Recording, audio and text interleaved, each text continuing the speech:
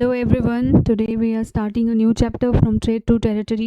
यहाँ पे देखेंगे कि कैसे British East India company India में आई और कैसे ट्रेड करते करते ये टेरिटरी भी कैप्चर करने लगी। रेवेन्यू देने के बाद वो रेवेन्यू लेना स्टार्ट कर दी, कैसे अपनी एक छोटी सी कंपनी से वो बड़े टेरिटरी में अपना शासन स्टार्ट कर दी करना। द कंपनी एस्टेब्लिशेस पावर, और वो पावरफुल अपना पावर गेन कैसे करते गई। So this is a very important chapter, chapter 2 of your history class 8। और बिना इस चैप्टर के पढ़े तुम आगे की हिस्ट्री नहीं समझ सकते हो, because this is the foundation, the basic, like जो नॉलेज कहते हैं ना, वो इस सारे चैप्टर में है। And very very important from your exam point of view और नॉलेज के पर्पज से भी, because this will build a foundation for you. ठीक है, so this is a very important chapter. Let's start कि क्या इन सारे चैप्टर में दिए गए हैं। ओके, सबसे पहले बताया है कि Aurangzeb was the last of the powerful Mughal emperor. जितने भी पावरफुल मुगल एम्परर थे उसमें से औरंगजेब को लास्ट समझा जाता है। ठीक है, अकबर के बाद मोस्ट एम्बिशियस जो भी रूलर था, मुगल रूलर, उसमें से वो औरंगजेब ही है। अकबर के बाद भी बहुत सारे किंग आए, बट उनका बहुत ज़्यादा इतना एम्बिशन नहीं दिखा अपनी टेरिटरी को बढ़ाने का, एक कंट्रोल, एक वो अपना शासन करने का तरीका, ये सब औरंगजेब में था। और उसके बाद ये सारे कंट्रोल क्या होते गए, ख़त्म होते गए। He established control over a very large part of the territory that is now known as India. वही किया, देखो उसने क्या करा कि बहुत ही बड़े टेरिटरी पे अपना कंट्रोल बनाए रखा, एक सेंट्रल चीज़ फंक्शनिंग के लिए बनाए रखा कि जो भी वो कह रहा है उसके पूरे टेरिटरी में हो रहा है। Okay, so after his death in 1707 many Mughal governor, जो कि सूबेदार्स कहे जाते थे, and the big zamindars began asserting their authority and establish regional kingdoms। तो देखो ये रहा टेरिटरी, समझो औरंगजेब का। ठीक है, उसके डेथ के बाद 1707 में जो भी रीजनल गवर्नर थे, ऐसे जो सूबेदार थे, जमींदार थे, इन लोग थे, ये सारे लोग ने जहाँ जितने दूर तक उनका एरिया स्कोप था वो अपना एक रीजनल अथॉरिटी बनाना स्टार्ट कर दिए। ठीक है, वो वहीं से क्या करने लगे, एक किंगडम की तरह उसको ट्रीट करने लगे, और कोई एक सेंट्रल फंक्शन नहीं रहा। ठीक है, as powerful regional kingdom emerged in various part of India, Delhi could no longer function as an effective center। जैसे कि रीजनल पावरफुल किंगडम इमर्ज हो गए, जो सूबेदार थे वही किंग बन गए, जमींदार अपना एक किंगडम बना लिए अलग अलग। तो देखा जाए तो यहाँ पे जो टेरिटरी थी वो बहुत सारे किंगडम में बट गई, और वहाँ पे बहुत सारे किंग हो गए, और कोई एक सेंट्रल अथॉरिटी बची नहीं। कोई दिल्ली से फंक्शनिंग ऐसा नहीं होता था जो कि एक फरमान या एक कोई ऑर्डर जारी हो गया तो वो हर सेंटर में इफेक्टिव रहे, क्योंकि कुछ ऐसा था ही नहीं। ठीक है, by the second half of 18th century, however, a new power was emerging on the political horizon, British। देखो 18th सेंचुरी के सेकेंड हाफ में एक नया पावर इमर्ज होते हुए दिखा, और वो पावर क्या था, वो ब्रिटिशर थे। ठीक है, did you know that the British originally come as a small trading company and were reluctant to acquire territory. ठीक है, क्या तुम जानते हो कि जो ब्रिटिश ईस्ट इंडिया कंपनी के नाम से हम जानते हो, एक बहुत ही छोटी सी ट्रेडिंग कंपनी थी। और ऐसा नहीं था कि पहली ट्रेडिंग कंपनी थी, इससे पहले भी डच, पुर्तगीज़ और ये सारे लोग इंडिया में आ चुके थे ट्रेड करने के लिए। ठीक है, तो ये पहली बार इंडिया में आता है ब्रिटिश कंपनी, वो छोटी सी ट्रेड करने के लिए कंपनी बन के आते हैं। How did they come to be master of a vast empire. और सोचो कि एक छोटी कंपनी कैसे इतने बड़े एम्पायर को कंक्योर कर ली, उस पर अपना राज चलाने लगी, उसका एडमिनिस्ट्रेशन देखने लगी, हुकूमत चला ली। This is a very like serious question. सोचने की बात है कि कुछ ना कुछ तो फ्लॉज होंगे। ये सब चीज़ इस चैप्टर में हम पढ़ने वाले हैं। In this chapter you will see how this come out. और ये सारे जो दो क्वेश्चन है, इसका आंसर अभी थोड़े ही टाइम में इस चैप्टर में मिलने वाला है। ओके, ये देखो, ये बहुत इंपॉर्टेंट मैप है, मैं तुमको समझाने वाली हूँ। पहले यहाँ देखते हैं, east India company comes east. इसको ईस्ट इंडिया कंपनी भी इसीलिए कहा जाता है क्योंकि ईस्ट में आके ट्रेड करना स्टार्ट करी। इन 1600 the East India company acquired a charter from the ruler of England. 1600 में क्या करा, उस चार्टर एक्वायर करा, ईस्ट इंडिया कंपनी ने एक चार्टर लिया। उस चार्टर में क्या था, बेसिकली उस चार्टर में ये था कि ईस्ट में, इंडिया में नहीं, ईस्ट के डायरेक्शन में जो भी कंट्रीज़ होंगे, जो भी वहाँ पे रहने वाले लोग होंगे, वहाँ पे ट्रेड करने की मोनोपोली दी जा रही है इस चार्टर में ईस्ट इंडिया कंपनी को। ठीक है, Queen Elizabeth one granted it the sole right to trade with the east. जो क्वीन एलिजाबेथ थी वो इस कंपनी को सोल राइट देती हैं, एक मोनोपोली देती हैं कि तुम ईस्ट में क्या कर सकते हो, ट्रेड कर सकते हो। This mean that no other trading company, trading group in England could compete with the East India company. और इसका साफ साफ मतलब ये था कि दूसरी जो भी कंपनी होगी इंग्लैंड की, वो ईस्ट इंडिया कंपनी से कम्पीट करने, उससे ही मुकाबला करने नहीं आ जाएंगी ईस्ट में, मतलब कि वो ईस्ट में ट्रेड नहीं कर सकती हैं। सिंपली इस चार्टर में ये लिखा था। बट एक चीज़ दिमाग में रखो, चार्टर में ये था कि इंग्लैंड की कोई कंपनी नहीं आ सकती है, दूसरे देश की तो आ ही सकती है, दूसरे जगह दूसरे टेरिटरी की तो आ सकती है। बट एक तो छुटकारा मिल गया ईस्ट इंडिया कंपनी को कि अब वो ही एक इकलौती कंपनी ऐसी रहेगी कि आएगी ईस्ट में ट्रेड करने। With this charter the company could venture across the ocean. इस चार्टर से कंपनी क्या कर सकती है, समुद्री रास्ते से आ सकती है, ट्रेड कर सकती है, कहीं भी जा सकती है ईस्ट में, ठीक है। Looking for new land from which it could buy goods at a cheap price and carry them back to Europe to sell at higher prices.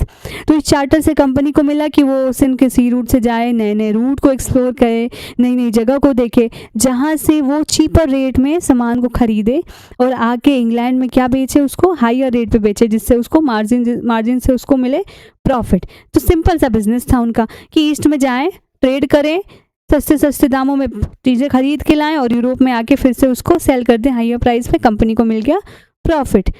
Simple business यही था। The company did not have to fear competition from other English trading company. और इस charter की बदौलत company को कोई भी fear नहीं था, कोई भी डर नहीं था कि इंग्लैंड की कोई कंपनी आके उसको कम्पिटिट करेगी। देख लो, एक सिंपल सी मोनोपोली यहाँ पे इस्टेब्लिश हो गई है ईस्ट इंडिया कंपनी के पास। Mercantile trading companies in those days made profit primarily by excluding competition so that they could buy cheap and sell dear। ठीक है, वो मर्चेंटाइल कंपनी देखो वही होती है, यहाँ पे दिया हुआ है, a business enterprises that make profit primarily through trade buying good cheap and selling the higher price. Mercantile company वही होती है जो कि लो प्राइस पे कोई भी चीज़ खरीदे और उसको हाई प्राइस पे बेच दे। सेम यही काम कर रही थी यहाँ पे ईस्ट इंडिया कंपनी, ठीक है। तो ईस्ट इंडिया कंपनी क्या करती थी कि यहाँ पे आती थी और चीप दाम पे खरीदती थी कोई भी सामान और जाके यूरोप में उसको हायर प्राइस पे बेच देती थी। तो ये क्या करा कि ये इन लोगों का बिजनेस चलता कैसे था, इसमें तो कोई टेक्नोलॉजी लगी नहीं है, कोई दिमाग लग नहीं रहा है, तो अपने कंपटीशन को हमेशा एलिमिनेट करने की कोशिश करते थे। जितने भी कंपटीशन है उसको वो एक्सक्लूड करने की कोशिश करते रहते थे, ठीक है। The royal charter however could not prevent other European power from entering the eastern market. देखो, मैंने पहले ही बताया था कि रॉयल चार्टर जो था उससे सिर्फ इंग्लैंड के कोई भी दूसरी कंपनी ईस्ट में आके ट्रेड नहीं कर सकती है, पर पूरे यूरोप में तो अलग अलग भी देश हैं, सारे यूरोप के पावर को वो उससे नहीं प्रिवेंट कर सकी, ठीक है। By the time the first English ship sailed down the west coast of Africa round the cape of good hope and cross the Indian ocean, the Portuguese and has already establish their presence in the western coast of India। ठीक है, कि जैसे पहले English ship पहले Africa I, cap of good hope I, फिर Indian ocean तक पहुंची, तब तक क्या था, जो पुर्तगीज थे वो ऑलरेडी इंडिया के वेस्टर्न तटों पे आ चुके थे। हमने देखा भी ये हम सुना क्या, दिस इज़ अ फैक्ट कि इंडिया की खोज किसने की, तो हम कहते हैं वास्को डे गामा, वो एक पुर्तगीज था। वो इंडिया की खोज नहीं, इंडिया के लिए एक सी रूट डिस्कवर करा, ठीक है। अंटिल देन वर्ल्ड को ये पता नहीं था कि ये इंडिया भी एक कंट्री एग्जिस्ट करती है। तो Vasco da Gama found a new sea route to India, और इसलिए उसको कहा जाता है कि वो Vasco da Gama discovered India. तो वो एक सी रूट खोजा था और वो एक था पुर्तगीज। चलो यहाँ पे आते हैं कि ईस्ट इंडिया कंपनी के आने से पहले जो पुर्तगीज थे वो ऑलरेडी इंडिया में आ चुके थे and had there base in Goa, और उनका बेस कहाँ था, गोवा में था। आज भी इवन टुडे बहुत सारे ऐसे लोग हैं जिनके एंसेस्टर पुर्तगीज रहे हैं और वो गोवा में हैं, ठीक है। In fact it was Vasco da Gama, a Portuguese explorer, who had discovered this sea route to India in 1498। देखो कि वास्को डा गामा था जो कि इंडिया के लिए एक नया सी रूट ढूंढा था in 1498। By the early 17th century, the Dutch too were exploring the possibilities of trade in Indian Ocean। Soon the French trader arrived on the scene। तो देखा जा रहा है कि यहाँ पे पुर्तगीज़ तो थे ही, पर 17th सेंचुरी के स्टार्टिंग में ही डच भी आ गए थे और उसके साथ साथ फ्रेंच ट्रेडर भी आ गए थे। तो यहाँ पे एक अच्छा खासा कंपटीशन दिख रहा है। ईस्ट इंडिया कंपनी, डच है, पुर्तगीज़ है, फ्रेंच है, बहुत सारे ट्रेडर्स हैं यहाँ पे, ठीक है। The problem was that all the companies were interested in buying the same thing. और प्रॉब्लम क्या था कि जितने भी ट्रेडर्स थे, जितने भी कंपनीज थी, वो इंटरेस्टेड थे एक ही चीज़ को ख़रीदने में। इंडिया में जो कुछ चीज़ें थी, हमारे मसाले, हमारे सिल्क, हमारा कॉटन, तो ये सारी चीज़ों को ही ख़रीदने में सारे क्या थे बेटा, इंटरेस्टेड थे, ठीक है। The fine quality of cotton and silk produced in India had a big market in Europe. Europe में जो कि सिल्क था और कॉटन था, उसकी क्वालिटी बहुत बढ़िया थी और उसका एक बहुत बड़ा मार्केट कहाँ था, यूरोप में था, ठीक है। तो यहाँ पे उसका डिमांड सिर्फ यूरोप तक नहीं रहा, यहाँ पे कंपटीशन भी आ गए हैं, सेम चीज़ का डिमांड उधर भी था। Pepper, clove, cardamom and cinnamon too were in the great demand. ये जो मसाले हैं हमारे, पेपर इज़ योर गोला काली मिर्च बोलते हैं, कॉल्व इज़ योर लौंग, कार्डमम, सिनेमम, इलायची एंड ऑल, जो तुम बोलते हो ना मसाले हमारे यहाँ के जो फेमस हैं, उसका भी एक बड़ा मार्केट था यूरोप में। Competition among the European companies inevitably pushed up the price at which these goods could be purchased, and this reduces the profit that could be earned. अब देखो यहाँ पे एक सिनेरियो, यहाँ पे कुछ सेम ले लो, सिल्क हैं और मसाले हैं, ठीक है, स्पाइसेस हैं, कंपनी ए है, बी है, सी है, डी है, ये 4 लोग हैं, ठीक है। अब 4 लोगों का यहाँ पे डिमांड है एक चीज़ का, तो यहाँ से जो लोग बेच रहे हैं, अगर ये कहेगा मुझे 50 रुपये में दे दो, ठीक है, और उसको मन है और ज़्यादा प्रॉफिट का, तो कहेगा नहीं देंगे। बी आ गया कि अरे ठीक है मैं 60 में ले लूँगा, ये तैयार हुआ, तब तक सी आया कहे नहीं मैं तो 70 में दे दूँगा, डी आया कहा मैं 100 में दे दूँगा। तो यहाँ पे वही डिमांड वाली चीज़ है कि कंपटीशन ज़्यादा है, डिमांड ज़्यादा है चीज़ों का, तो अब यहाँ पे इन लोग 50 में ख़रीदें यूरोपियन फॉर एग्जांपल, ठीक है। तो जब 50 में ख़रीदेंगे उन लोग तो यूरोप में जाके अगर वो 70 में बेच रहे हैं और अगर वो 30 में ख़रीद रहे हैं और तब भी यूरोप में 70 में ही बेच रहे हैं, तो प्रॉफिट किस में ज़्यादा हुआ?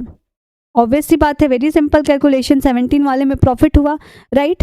तो क्या हुआ कि कंपटीशन बढ़ने की वजह से यूरोपियन कंपनी, जो ईस्ट इंडिया कंपनी थी, उसको खरीदना पड़ता था हाई रेट में, और हाई रेट में ही बेच रहे हैं यूरोप में जाके, बट वो मार्जिन कम हो जाता था और उस मार्जिन की वजह से उनकी प्रॉफिट क्या हो गई, कम हो जा रही थी। तो ये कंपटीशन ईस्ट इंडिया कंपनी के लिए एक बड़ा प्रॉब्लम बन रहा था।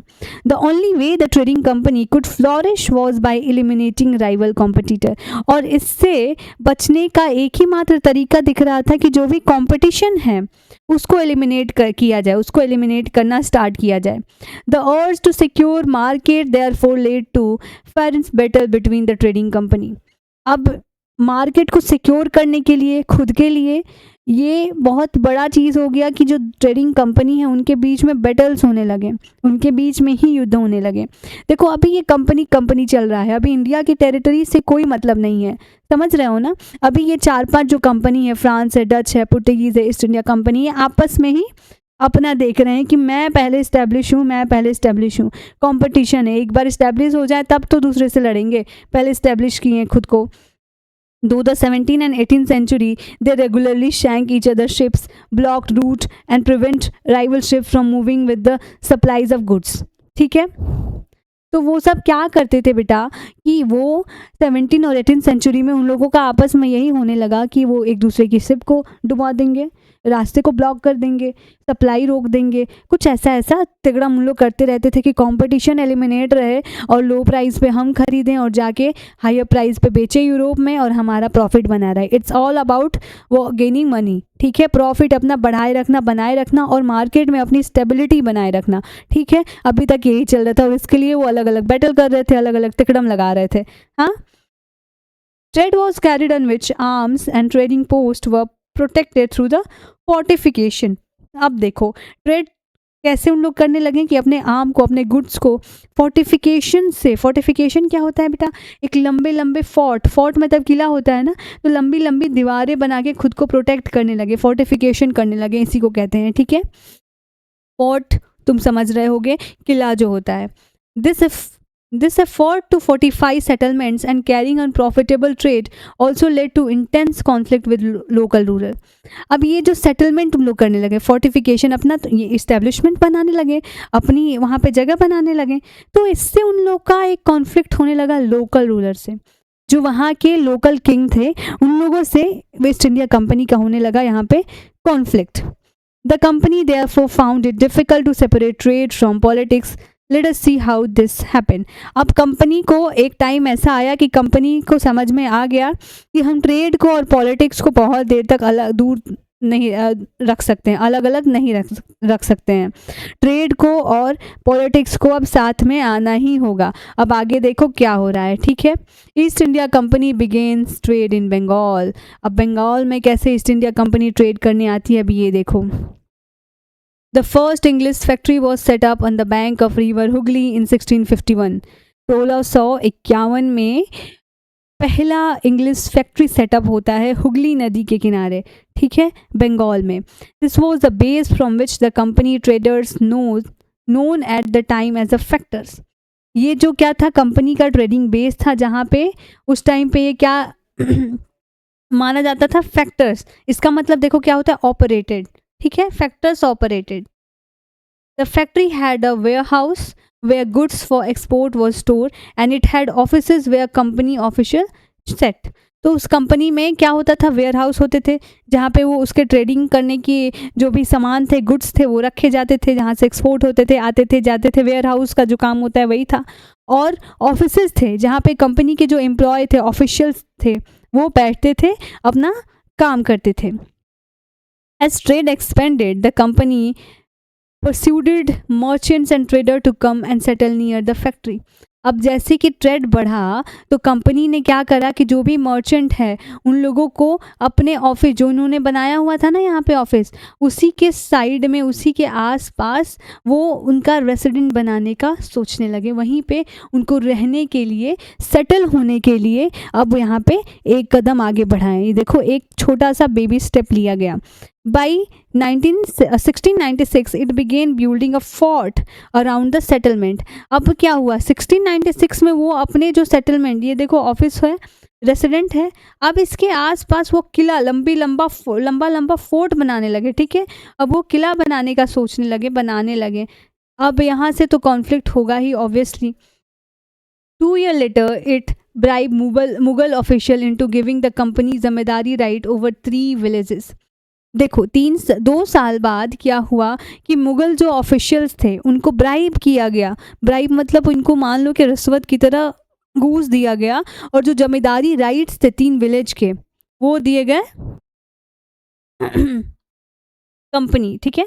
तो one of these was Kalikata which later grew into the city of Kolkata, or Calcutta as it is known as today, okay.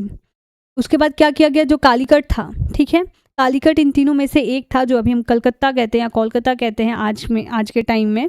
It also persuaded the Mughal emperor Aurangzeb to issue a farman granting the company to right to trade duty free. अब ये क्या किया कि जो Mughal emperor थे औरंगजेब, उससे भी इन्होंने अपना एक फरमान ले लिया। फरमान इज जैसे वहाँ पे चार्टर था ना, यहाँ पे फरमान समझो, एक रॉयल ऑर्डर होता है, फरमान ले लिया कि कंपनी अब ड्यूटी फ्री राइट हुआ कंपनी का ट्रेड करने का, ठीक है। मतलब कि कंपनी पे ड्यूटीज़ नहीं लगेंगी, टैक्सेस नहीं लगेंगे। यहाँ पे कंपनी को बहुत बड़ा रिलीफ मिला। The company tried continuously to press for more concession and manipulate existing privileges. Aurangzeb Farman, for instance, had granted only the company right to trade duty-free, but officials of the company who were carrying on private trade on the side were expected to pay duty. This they refused to pay, causing an enormous loss of revenue for Bengal. How could the Nawab of Bengal, Murshid Qali Khan, not protest? देखो, जो औरंगज़ेब के फरमान में था, उसमें ये clear था कि company को ड्यूटी फ्री ट्रेड करने का परमिशन दिया जा रहा है, उसको राइट ये दिया जा रहा है। लेकिन उन्होंने क्या करा, अब उनको मैनिपुलेट करना स्टार्ट कर दिया। जो कंपनी वाले थे ईस्ट इंडिया कंपनी के, वो उस फरमान को मैनिपुलेट करना स्टार्ट कर दिया और अपने एग्जिस्टिंग प्रिविलेज को और कंसेशन चाहते थे उसमें। देखो, फरमान में था कि कंपनी करेगी राइट, कंपनी के पास राइट है ड्यूटी फ्री ट्रेड का, बट जो ऑफिशियल थे उस कंपनी के, वो अपना प्राइवेट ट्रेड भी कर रहे थे। ठीक है, तो जो प्राइवेट ट्रेड कर रहे हैं उनको तो ड्यूटी पे करना ही है ना, ये तो ऑब्वियस सी बात है। कंपनी को मना किया गया है, प्राइवेट वाले करेंगे, पर वो प्राइवेट वाले मैनिपुलेट करके वो भी पे करना बंद कर दिए ड्यूटी अपना। अब जिसकी वजह से जो रेवेन्यू था बंगाल का, उसमें तो बहुत गिरावट हुई, बहुत लॉस हुआ। अब ये सारी चीज़ें नवाब जो थे बंगाल के, मुर्शिद कुली खान, उनको कैसे वो उनको सह गए, कुछ प्रोटेस्ट नहीं किए, कुछ बोले ही नहीं। ये एक बड़ा क्वेश्चन अराइज करता है, this is the question here. आगे हम देखते हैं कि आखिर ऐसा क्यों हुआ।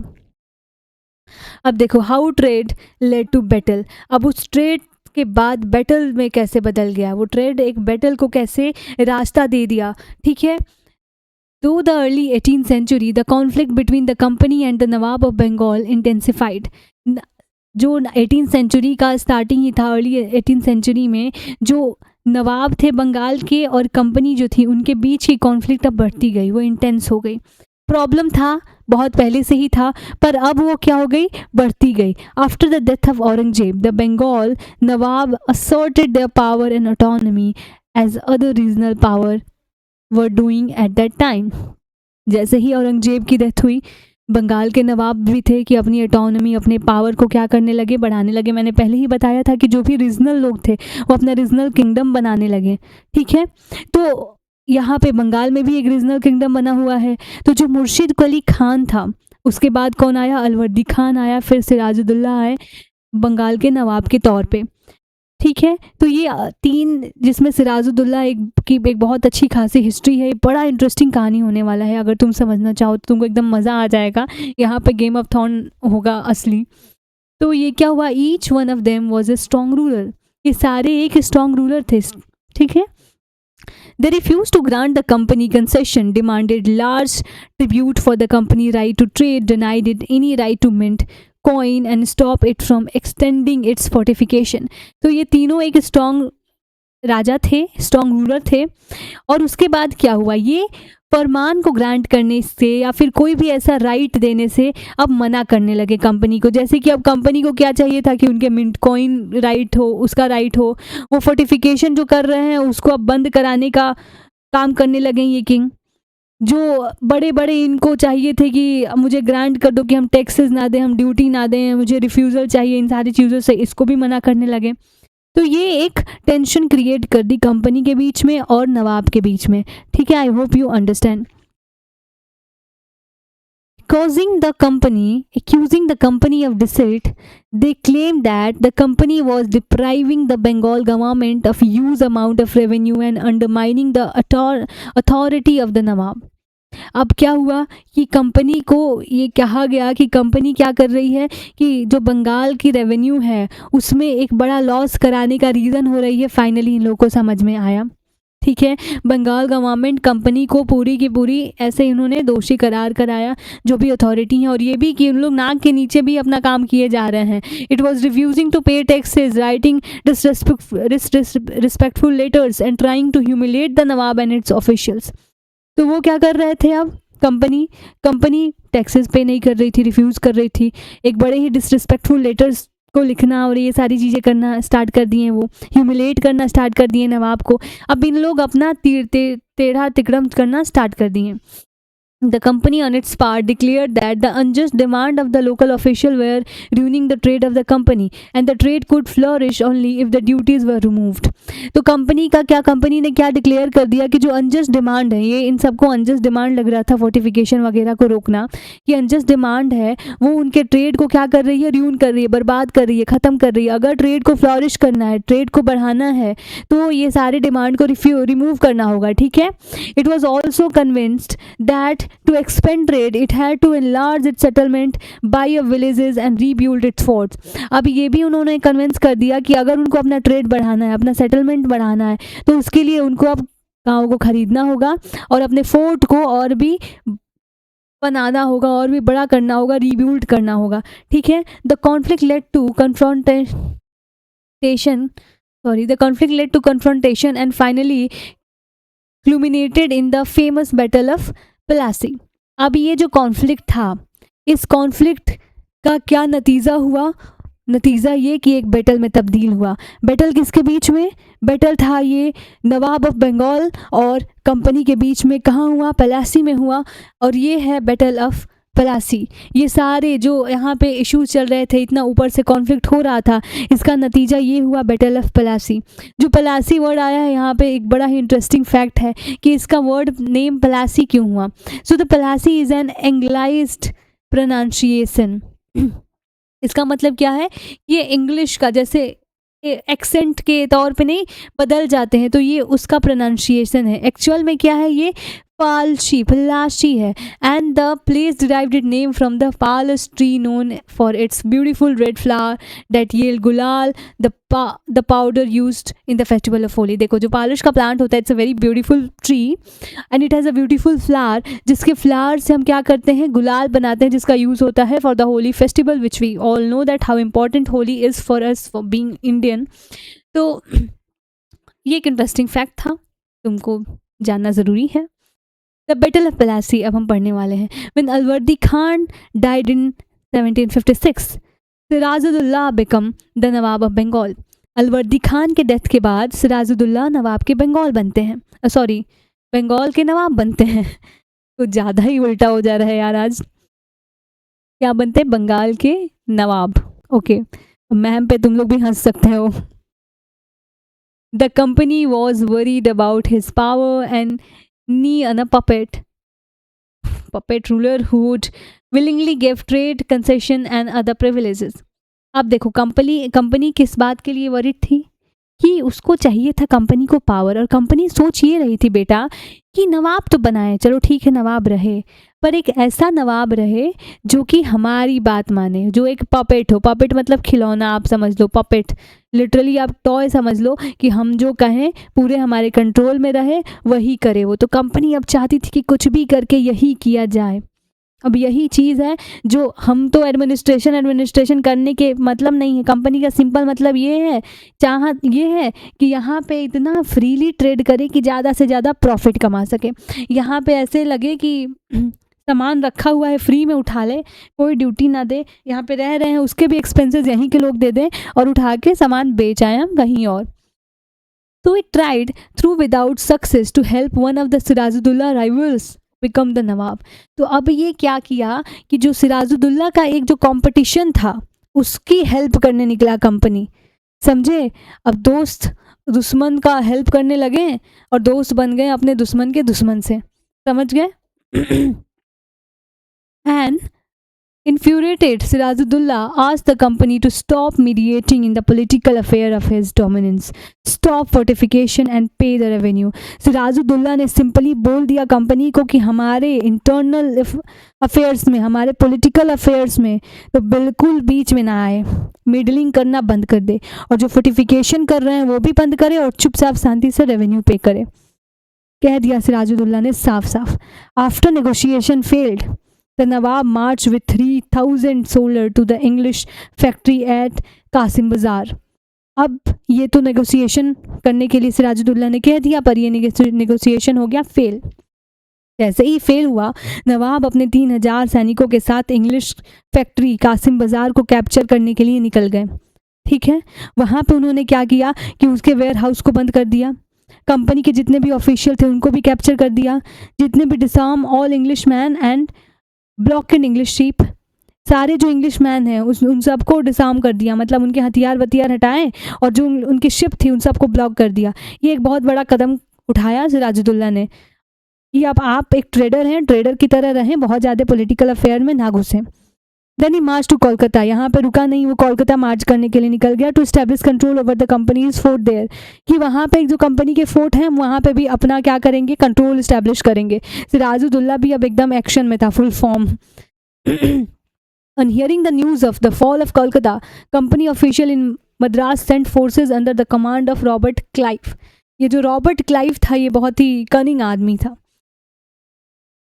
तो जो कंपनी को पता चला कि उसका कोलकाता में कैसे फॉल हुआ, तो कंपनी में मद्रास में जो उनके ऑफिशियल थे वो रॉबर्ट क्लाइव को कमांड करें कि रॉबर्ट क्लाइव अब जाइए वहाँ का सिचुएशन संभालिए, क्या है अपने कनिंगनेस को दिखाइए, ठीक है। अब वो नवाब को और बाकी चीज़ों को कैसे कंट्रोल में करना है, क्योंकि आउट ऑफ कंट्रोल हो गई ये चीज़ें, एक्शन में आ गया है नवाब। तो रॉबर्ट क्लाइव जाते हैं इन सारी चीज़ों को ठीक ठाक करने, ठीक है। Finally in 1757 Robert Clive led the company's army against Sirajuddaula at Plassey. 1757 में अब फाइनली रॉबर्ट क्लाइव, इधर से सिराजुद्दौला और इधर से Robert Clive, battle of Plassey होता है, रॉबर्ट क्लाइव आता है। One of the main reason for the defeat of Nawab was that the forces led by Mir Zafar, one of the Sirajuddaulah commander, were never fought the battle। Sirajuddaula की हार होती है ये मालूम है, but he was a brave leader, always have respect for him. But अब बातें हैं फैक्ट पे कि सिराजुद्दौला की जो हार होती है उसका एक बड़ा रीज़न ये था कि उसका जो एक कमांडर था मीर ज़फ़र, वो कभी लड़ाई लड़ा ही नहीं। वो सिराजुद्दौला से के साथ तो था पर वो पीछे पीछे अपना सेटवेट कर लिया था। कहाँ से? ईस्ट इंडिया कंपनी से, रॉबर्ट क्लाइव से। Clive had manage to secure his support by promising to make him nawab after crushing Sirajuddaula. अब रॉबर्ट क्लाइव देखो, मैं कही थी ना कनिंग आदमी है, वो फेयर नहीं लड़ा। उसने जो मीर ज़फ़र था उसको पहले ही सेट कर दिया था कि तुम सिराजुद्दौला की हार का कारण बनो, लड़ो ही मत, वो हार जाता है तो मैं तुमको बना दूंगा नवाब। कहाँ का? बंगाल का, ठीक है। यही हुआ भी। The Battle of Plassey became famous because it was the first major victory the company won in India। Battle of Plassey एक क्या हुआ बेटा, बहुत फेमस हुआ क्योंकि ये एक पहला ऐसा विक्ट्री था जो कंपनी ने ऑफिशियली लड़ा था और जीता भी था। The Nawab now after the defeat of Plassey, Sirajuddaulah was assassinated and Mir Zafar made the Nawab। अब बैटल ऑफ प्लासी के बाद जब उसकी हार हुई तो सिराजुद्दौला असैसिनेट हो गया, उसकी डेथ हुई और मीर ज़फ़र क्या हुआ, नया नवाब बना। The company was still unwilling to take over the responsibility of administration. अब कंपनी को देखो, मैं पहले ही बताई थी ना, कंपनी ये नहीं चाहती थी कि हम राजा बन जाए, नवाब बन जाए, इन सब में उसका कोई मतलब नहीं था। उसको एडमिनिस्ट्रेशन, रिस्पॉन्सिबिलिटी ये सब नहीं चाहिए था। उसको क्या चाहिए था कि उसका ट्रेड बढ़े, उसको प्रॉफिट हो, पैसा कमाए। The prime objective was the expansion of trade only. Okay, if this could be done without conquest through the help of local rulers who were willing to grant privileges, then territory need not be taken over directly। तो देखो बात वही हुई, company का main चीज़ था कि company local जो ruler है उसका हेल्प ले।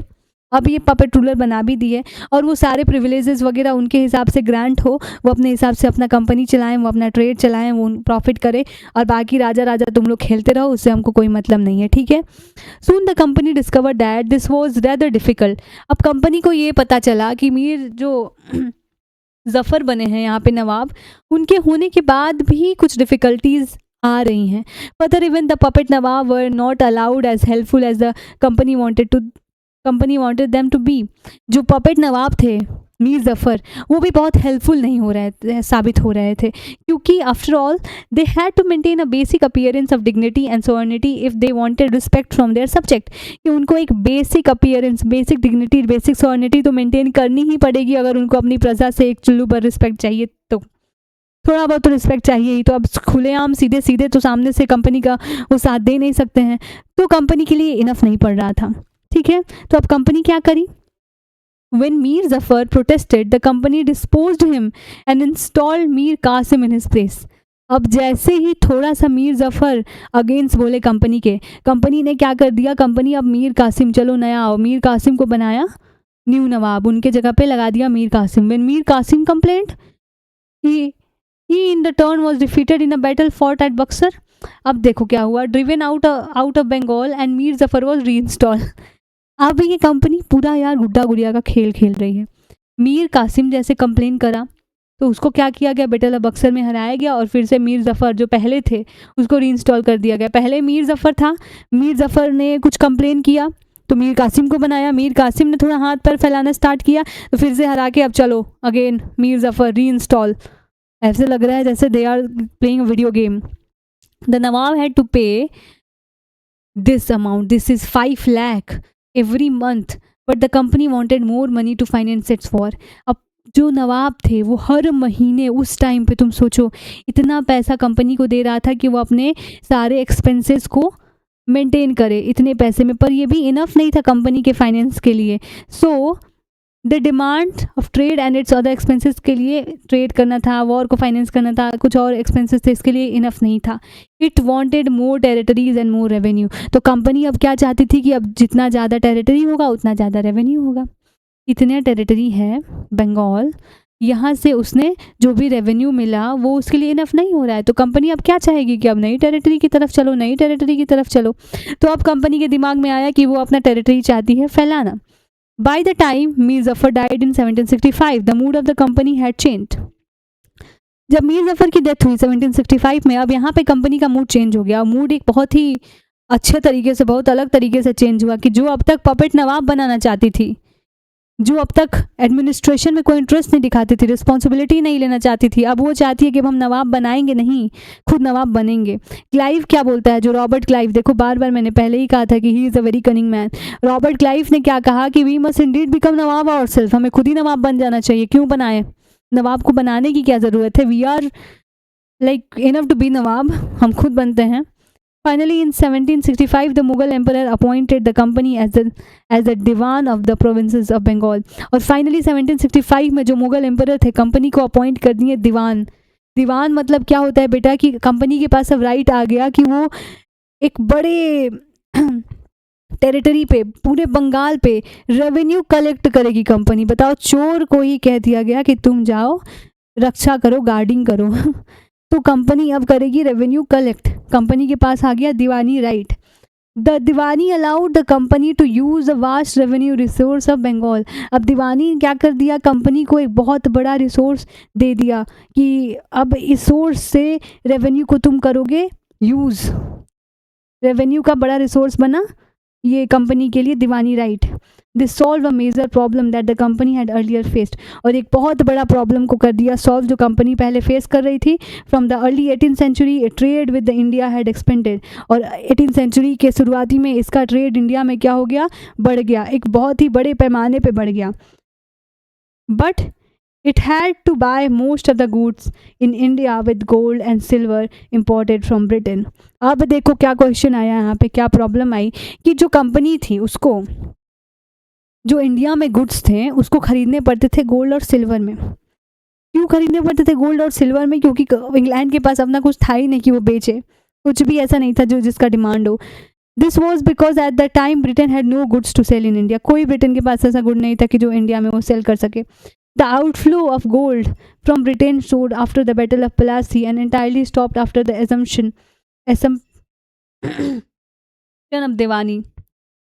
No revenue from India could finance company expenses। अब देखो क्या हुआ कि उन लोगों को करना पड़ रहा है गोल्ड और सिल्वर में डील, ट्रेड। तो और जो दो वॉर लड़े हैं, वॉर जीतना अलग बात है, पर जो एक्सपेंसेस हो रहे हैं दोनों वॉर में ये अलग बात है। तो ये सारी चीज़ें क्या कर दी, उसके इकोनॉमी में एक बड़ा चैलेंजेस खड़ा कर दी कि हमारा जो आउटफ्लो हो रहा है, जो हम अभी कैश फ्लो कहते हैं, वो आउटफ्लो हो रहा है गोल्ड का, ये एक बड़ा प्रॉब्लम बन रहा है। ठीक है, अब रेवेन्यू इंडिया से जो था वो फाइनेंस करेगा कंपनी को, ये सब नहीं। ठीक है, this revenue could be use to purchase cotton and silk textile in India, maintain company troops and meet the cost of building the company fort and office. मतलब तुम देखो कि जो कंपनी की जितनी एक्सपेंसेस थी, क्या एक्सपेंस थी कि पैसा खर्च करे इंडिया की चीज़ों को खरीदने के लिए, कॉटन सिल्क और टेक्सटाइल, अपना खुद का मेंटेनेंस के लिए, जो उनके ट्रूप्स हैं उसके लिए, और जो अपना फोर्टिफिकेशन कर रहे हैं, अपना एक्सपेंड कर रहे हैं ट्रेड उसके लिए। तीनों का सारा खर्चा कौन उठा रहा है, हमारा इंडिया का रेवेन्यू। ट्रेड इनका अलग प्रॉफिट कर ही रहा है।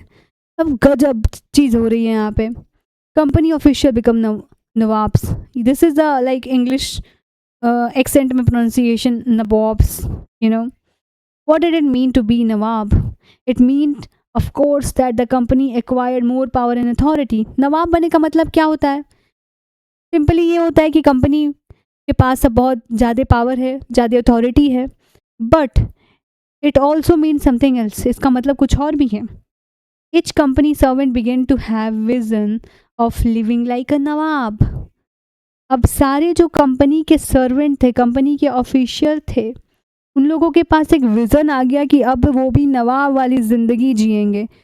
ठीक है, पहले तो इन्होंने कभी ऐसा देखा नहीं था, यहाँ आए तो देखें कुछ भी था यार, कितने भी उल्लू दुल्लू यहाँ पे नवाब थे, पर लाइफस्टाइल तो नवाबी थी, नवाब मतलब नवाब ही समझो। तो इनके दिमाग में दो चीज़ आया, अथॉरिटी और राइट और रिस्पॉन्सिबिलिटी, ये सब तो आए ही नवाब के साथ, टाइटल के साथ, but now they have the lifestyle also like a Nawab. After the Battle of Plassey, the actual Nawab of Bengal were forced to give land and vast sum of money as personal gift to company official. Battle of Plassey के बाद बताओ इन लोग gift भी ले रहे हैं forcefully. जो भी एक्चुअल नवाब थे वो फोर्स थे कि वो बड़ा पैसा, अच्छा अच्छा गिफ्ट वो सब कंपनी के ऑफिशियल को दें। Robert Clive himself amazed of Fortune in India. Robert Clive खुद ही यहाँ पे ऐसे लगा कि उसका भाग्य का दरवाज़ा खुल गया इंडिया में आके। यहाँ पे इंडिया में उसका अलग ही चला, मैं तुमको आगे बता रही हूँ, आगे दिए हुए हैं। He had come to Madras from England in 1743 at the age of 18। 18 साल की उम्र में वो 1743 में मद्रास आया था इंग्लैंड से, और वो 1767 he left India. His Indian fortune worth इतना यूरो। पहले 18 साल की उम्र में जब वो आया तो उसका कोई ऐसा सच 18 में क्या ही उसका नेटवर्थ होगा, ये इतना पैसा कमाया। Interestingly when he was appointed governor of Bengal in 1764, जब वो 1764 में बंगाल का गवर्नर अपॉइंट हुआ था, तो फिर उसको किस लिए अपॉइंट किया गया था? He was asked to remove corruption in the company administration, but he was himself cross examine in 1772 by the British parliament which was suspicious of his vast wealth. तो उसको अपॉइंट किया गया था कि वो कंपनी में आए और कंपनी में जो करप्शन हो रहे हैं कंपनी के एडमिनिस्ट्रेशन में उसको चेक करें, उसको कम करे, उसको ख़त्म करें। पर इवेंचुअली क्या हुआ कि 1772 में वो खुद ही क्रॉस एग्जामिन किया गया। सस्पिशन था उसके ऊपर करप्शन का ही, क्योंकि उसके पास इतना ज़्यादा वेल्थ आ गया था, इतना ज़्यादा उसके पास पैसे, और उसकी लाइफस्टाइल में चेंजेस आ गई थी। Although he was acquitted, he committed suicide in 1774। Acute हो गया था वो, पर उस पर भी जांच बैठी थी, और फाइनली अपना लाइफ ख़त्म करता है वो bye committing suicide in 1774। However, not all company officials succeeded in making money like Clive. Many died an early death in India due to disease and war, and it would not be right to regard all of them as corrupt and dishonest। देखो, जैसे कि वो Clive ने पैसा कमाया इतना सारा, वैसे बहुत सारे ब्रिटिश ऑफिशियल पैसा नहीं कमा पाए, और बहुत सारे तो बड़ा अर्ली डेथ्स उनका हो गया वॉर की वजह से या बीमारी की वजह से इंडिया में, और वो सारे करप्ट और डिसऑनेस्ट भी नहीं थे। ठीक है, many of them come from humble background and their upmost desire was to earn enough in India. बहुत सारे हम्बल बैकग्राउंड से आए और उनका एक ही डिज़ायर था, उनके इंडिया के इंटरनल पॉलिटिक्स से मतलब नहीं था, वो यहाँ आए और पैसा कमाए और चले भी गए। ठीक है, और फिर इंग्लैंड में अपनी एक कंफर्टेबल लाइफ जिए। वो बस उनका काम था, इंडिया आए, पैसा कमाए, वापस गए, इंग्लैंड में अपनी जीविका फिर से चला रहे हैं। Those who managed to return with wealth led fleshy life and flaunted their richness। अब जो पैसा कमा के वेल्थ लेके इंडिया गए, वहाँ पे एक लग्जरी फ्लेसी लाइफ जिए, अपने वेल्थ को फ्लॉन्ट करते थे, मतलब दिखाते थे। दे वे कॉल्ड नवाब्स, ओके, और उनको नवाब बोला जाता था इंग्लैंड में। ये एक एंग्लाइज्ड वर्जन है, जैसे कि मैंने कहा नवाब ही है, बट उसको इंग्लिश एक्सेंट में ऐसा हो जाता है। ठीक है, नवाब वर्ड का। They were often seen as upstairs and social climber in British society and were ridiculed और made fun of in play and cartoon। इसका मतलब देखो क्या होता है कि जो नवाब थे उनको ब्रिटिश सोसाइटी में क्या किया जाता था कि एक बड़े ही मजाकिया तौर पे देखा जाता था, जिनका कार्टून में, प्ले में और बाकी सारी अलग अलग जो भी पब्लिक जगह है वहाँ पे मजाक बनाया जाता था।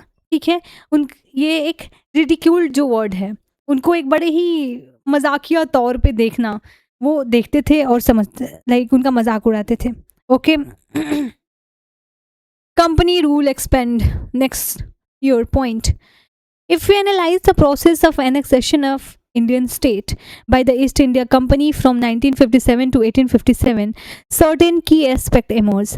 अगर हम देखेंगे कि जैसे ब्रिटिश इंडिया कंपनी अपने में एनेक्सेशन मतलब क्या होता है, जोड़ते जाना द प्रोसेस ऑफ एनेक्सेशन, एक दिन नहीं हुआ, इट वाज अ प्रोसेस। वो प्रोसेस देखा जाए तो बहुत सारे की एस्पेक्ट जो हैं, इंपॉर्टेंट पॉइंट जो हैं वो हमें दिखते हैं। क्या क्या दिखते हैं? The company rarely launch a direct military attack on an unknown territory.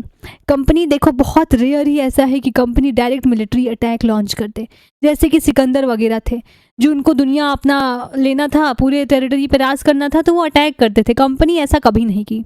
Company हमेशा क्या करती थी? इनडायरेक्ट चीज़ें करती थी, जैसे कि instead it use a variety of political, economic and diplomatic method to extend its influence before annexing an Indian kingdom. तो वो क्या करती थी? वॉर तो उनका लास्ट ऑप्शन था, उससे पहले वो क्या करती थी? बहुत तरीके के मैनिपुलेशन वाले ट्रिक यूज़ करती थी, डिप्लोमेटिक ट्रिक, पॉलिटिकल, इकोनॉमिकल, ये सारी ट्रिक्स यूज़ करके वो इन्फ्लुएंस में ले लेती थी वो किंगडम को, उसके किंग को। After the battle of Buxar the company appointed resident in Indian state. जो बैटल ऑफ बक्सर हुआ उसके बाद कंपनी ने क्या कर दिया कि अब इंडिया में ही वो सेटल होना स्टार्ट कर दिए, ठीक है, अपने रेसिडेंट को यहाँ पे अपॉइंट किए। दे वे आर पोलिटिकल और commercial agent and their job was to serve and further the interest of the company. वो लोग क्या थे?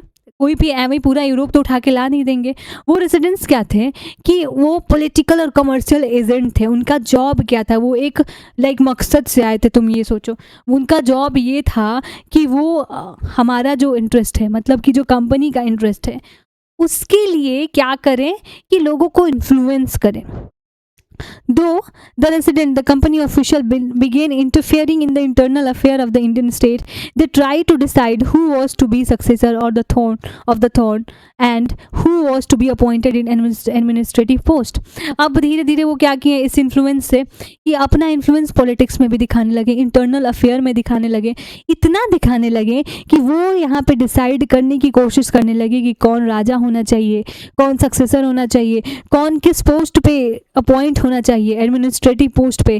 तो मतलब कि ऐसा इन्फ्लुएंस करके वो अपने हिसाब से लोगों को अपॉइंट करा दें और फिर उनके कंपनी के हिसाब से चीज़ें चलेंगी। सिंपल सी बात है। Some time the company force the state into a subsidiary alliance. ठीक है, कभी कभी कंपनी क्या करती थी, कोई भी स्टेट को एक सब्सिडरी अलायंस में बनाने में क्या करती थी, फोर्स कर देती थी। According to the term of this alliance, Indian ruler were not allowed to have their independent armed force. देखो सब्सिडरी अलायंस का मतलब क्या होता था कि जो इंडियन रूलर हैं उनका कोई अपना स्वतंत्र अलायंस फोर्स नहीं, आर्मी फोर्स नहीं होगा। फॉर एग्जांपल कि जैसे एक स्टेट है ए, स्टेट में बहुत सारी चीज़ें होती हैं, यहाँ का राजा है, यहाँ की आर्मी है, पर जो आर्मी है, जो मिलिट्री है, वो मिलिट्री उनकी नहीं होगी। वो मिलिट्री किसकी होगी? वो मिलिट्री होगी कंपनी की। जैसे कि मिलिट्री का सारा सुपरविजन, सारा ट्रेनिंग, सब कुछ वो करेंगे। They were to be protected by the company. अब वो जो किंगडम होगा वो कंपनी से प्रोटेक्ट होगा। बताओ, प्रोटेक्ट उनको होना चाहिए कंपनी के अगेंस्ट में, कंपनी के द्वारा प्रोटेक्ट हो रहे हैं, उसी प्रोटेक्शन ही चाहिए कंपनी से, बट कंपनी उनको प्रोटेक्शन दे रही है। किस बात का प्रोटेक्शन भाई? और उस प्रोटेक्शन के लिए क्या होता था, and the Nawab had to pay for the subsidiary force that the company was supposed to maintain for the purpose of this protection. अब उनको क्या एक सब्सक्रिप्शन बेस क्या चल रहा है, देखो सब्सक्रिप्शन उसी टाइम से चल रहा था कि उन लोग प्रोटेक्शन देंगे और आपको क्या करना है, उस प्रोटेक्शन के लिए पे करना है। मतलब ये अलग तरीके का चीज़ है भाई। If the Indian ruler fail to make the payment then the part of their territory was taken away as penalty. अब ये भी देखो कि अगर कोई इंडियन रूलर वो पेमेंट देने में फेल हो गया तो उनके टेरिटरी का कुछ पार्ट ले लिया जाएगा और वो कहाँ मर्ज होगा, वो कंपनी में मर्ज हो जाएगा, वो टेरिटरी कंपनी को चली जाएगी। और कैसे? As a penalty. For example, और ये सच में हुआ भी है, हैदराबाद का हुआ है। For example when Richard Wellesley was governor general, जब ये रिचर्ड वेल्सले गवर्नर जनरल था, the nawab of Awadh was force to give over half of his territory to the company in 1801। जो अवध के नवाब थे वो अपनी आधी territory as a penalty, as a payment वो दे दिए कंपनी को, as he fail to pay the subsidiary force. Subsidiary force को पे करने में फेल हुए तो पेनल्टी के तौर पे दे दिए। Hyderabad was also force to cede territory in the similar ground, और हैदराबाद भी अपनी टेरिटरी ऐसे ही गंवा बैठा सब्सिडरी फोर्स के पेमेंट के तौर पे, समझे। अब यहाँ पे इंडिया का फिर से एक लाइक हीरो तुम कह लो, एक स्ट्रॉन्ग, एक बड़ा ही अच्छा राजा, संतुलित राजा आ रहा है यहाँ पे, Tipu Sultan, the tiger of Mysore. The company restored to direct military confrontation when it saw a threat to its political और इकोनॉमिकल इंटरेस्ट। कंपनी क्या करी, वो अपना मिलिट्री कन्फ्रंटेशन फिर से क्या करी, रिस्टोर करी, जब उसको लगा कि पॉलिटिकल या इकोनॉमिकल इंटरेस्ट हमारा क्या हो रहा है, थ्रेट हो रहा है। तो this can be illustrated with the case of the southern Indian state of Mysore. अभी हमें मैसूर से देखने को मिलेगा। Mysore had grown in strength under the leadership of powerful ruler like Hyder Ali, ruled from 1761 to 1782, and his famous son Tipu Sultan 1782 to 1799। जो मैसूर था वो काफ़ी पावर गेन कर लिया, काफ़ी स्ट्रेंथ गेन कर लिया, किसके लीडरशिप में, हैदर अली और उनके बेटे टीपू सुल्तान के लीडरशिप में। तो एक अच्छा टाइम था।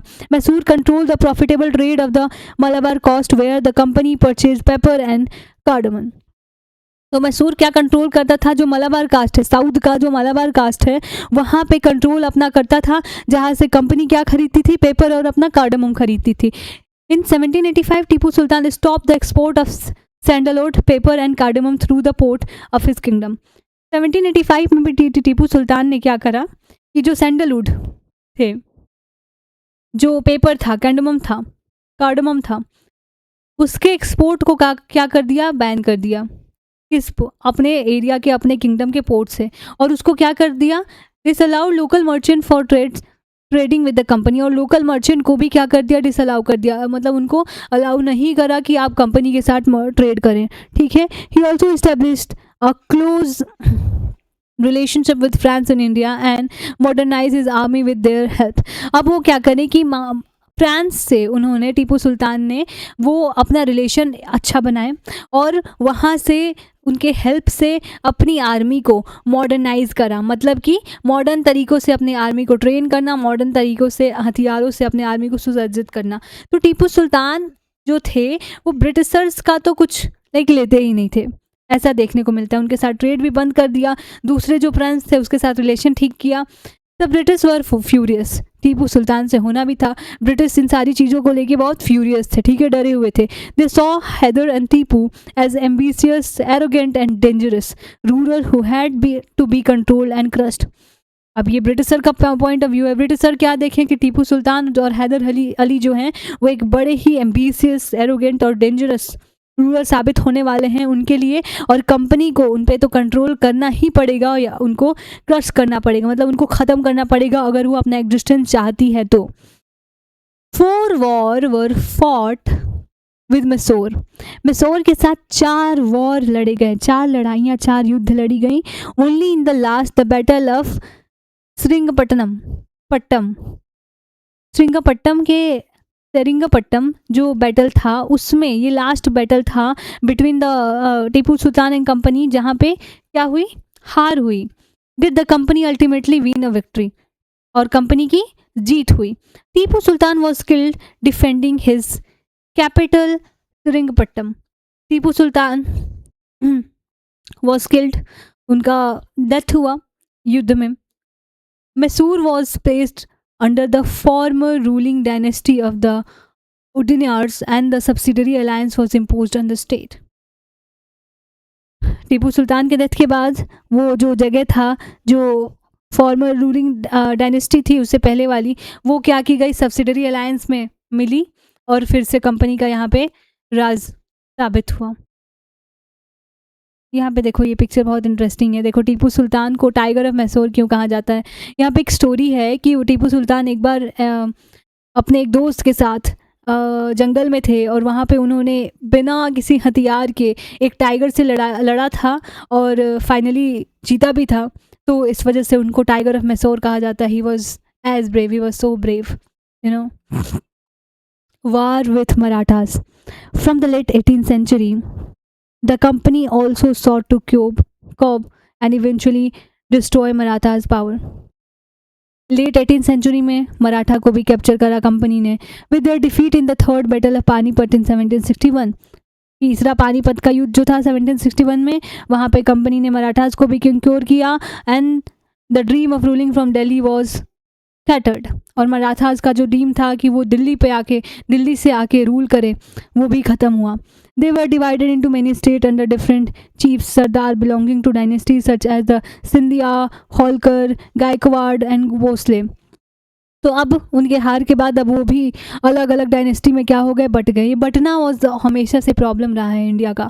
फिर से वो बट गए अलग अलग ग्रुप में, जैसे कि सिंधिया थे, होलकर्स थे, गायकवाड़ थे, भोसले थे, इन सब में बट गए मराठास। अब क्या हुआ, the chiefs were held together in confederacy under a Peshwa principal minister who became its effective military and administrative head based in Pune।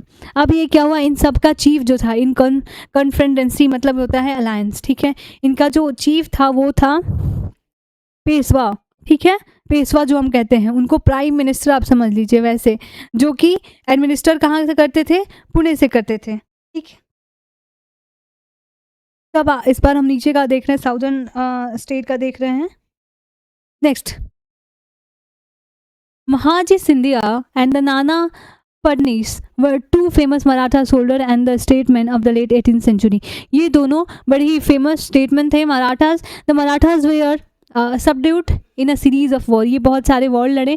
The first war that ended in 1782 with the Treaty of Salbai, there was no clear victory। The second Anglo-Maratha war was fought on the different front, resulting in the British gaining Orissa and the territory north of the Yamuna River, including Agra and Delhi।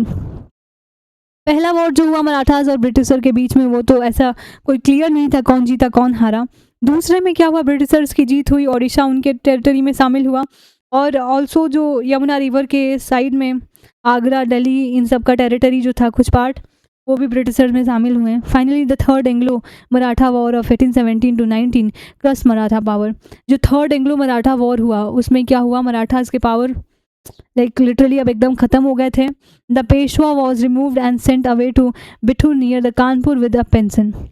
जो पेशवा थे, जो chief थे मराठा के, उनको क्या कर दिया गया, हटा दिया गया, और उनको बिठूर जगह पे है जो कानपुर के पास में है, वहाँ पे भेज दिया गया पेंशन के साथ। The company now had complete control over the territory south of the Vindhyas. अब कंपनी के पास साउदर्न स्टेट में भी, टेरिटरी में भी पावर हो गया था स्टेब्लिश, अच्छा खासा पावर हो गया था, ठीक है। The claim of paramountcy. It is clear from the above that from the early 19th century the company pursued an aggressive policy of territorial expansion।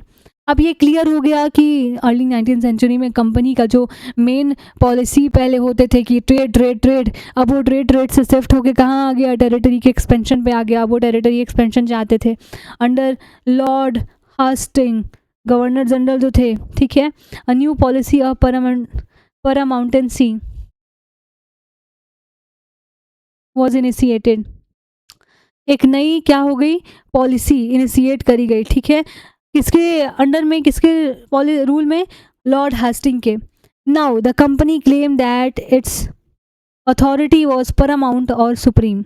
देखो कंपनी क्या क्लेम कर रही है कि जो भी उसकी पॉलिसी है वही पैरामाउंट है, वही सुप्रीम है, उससे अब ऊपर कुछ नहीं है, समझ रहे हो। Hence it's power was greater than that of Indian state. मतलब कि उसका पावर इंडियन स्टेट से भी अब बड़ा है।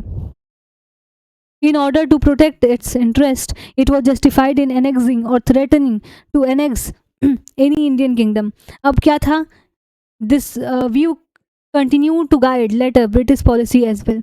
अब उन लोगों का इंटरेस्ट क्या था कि वो अपने जो भी टेरिटरी है, किंगडम को एनेक्स करेंगे, मतलब कि खुद में जोड़ेंगे कैसे भी, ठीक है, थ्रेट करके या फिर कुछ भी करके, लाइक उन लोगों को अब टेरिटरी बढ़ानी थी, और ये करना वो कंटिन्यू रखें ब्रिटिश पॉलिसी के अंडर में, ठीक है। वैसी पॉलिसी ही बनाने लगे वो कि अब टेरिटरी गेन करें। This process however did not go unchanged. और ये प्रोसेस चलता रहा, इसमें कोई चेंज नहीं आया। जैसे कि when the British try to annex the small state of Kittur which is Karnataka today, Rani Channamma took the arm and led an anti British resistant movement. जैसे ब्रिटिश ने छोटे एक टेरिटरी किथुर को कैप्चर करने की कोशिश की, तो रानी चन्नम्मा ने अपना हथियार उठाया और वो एक एंटी ब्रिटिश मूवमेंट को स्टार्ट करी। बट देखो, स्टार्ट करना, एक कदम लेना ही बहुत बड़ी बात होती है। But she was arrested in 1824 and died in a prison in 1829। 1824 में उनको अरेस्ट करा गया और प्रिजन में ही, जेल में ही 1829 में उनकी मौत हो गई। But Rayanna, a poor chowkidar of Sangolli in Kittur, carried under resistance. Rayanna एक पुअर, एक गरीब चौकीदार संगोली में था, जो कि कर्नाटका में ही आता है। उसने उनके मूवमेंट को क्या करा, आगे बढ़ाया।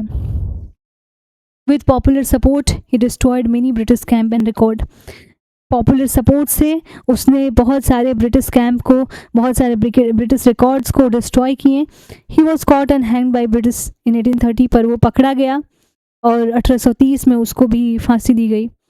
You will read more about several cases of resistance later in the book. और ये रेजिस्टेंस के बहुत सारे केसेस हम इस बुक में पढ़ने वाले हैं। अभी तो सबसे बड़ा रेजिस्टेंस 1852 अभी हमको देखना है, पर देखो अभी 1830 तक है, 30-40 साल बाद देखोगे ऐसे बहुत सारे अब रेजिस्टेंस होने इंडिया में स्टार्ट हो गए थे। In the late 1830 the East India Company become worried about Russia. 1830 में ईस्ट इंडिया कंपनी क्या हो गई, अब इसके लिए एक बड़ा थ्रेट आया, रसिया। इट इमेजिन दैट, अब देखो एक मिनट में एक मैप में एक चीज़ तुमको पहले दिखा लूँ। इतना सब कुछ हम पढ़ें, शायद तुम लोगों ने अभी तक ये देखा नहीं होगा, बट give me 1 minute बेटा, let me show you the map। हाँ, ये मैप इंडिया का मैप था। ये कोलकाता में फैला लिए, मद्रास फैला लिए, उड़ीसा कर्नाटका फैला लिए, मराठा जीत लिए, इधर थोड़ा बहुत ले लिए। बट तुम ये देख रहे होगे कि ये जो गुजरात, पंजाब, हरियाणा वाला जगह है, उन्होंने नहीं लिया है। देख रहे हो, ये इधर भी हमारा सी रूट है, यहाँ पे भी ये गुजरात, राजस्थान, पंजाब, हरियाणा, इधर भी सी है। तो इसको दिमाग में, बस ये बात तुमको आगे समझ में आएगी कि मैं अभी क्यों बताई हूँ।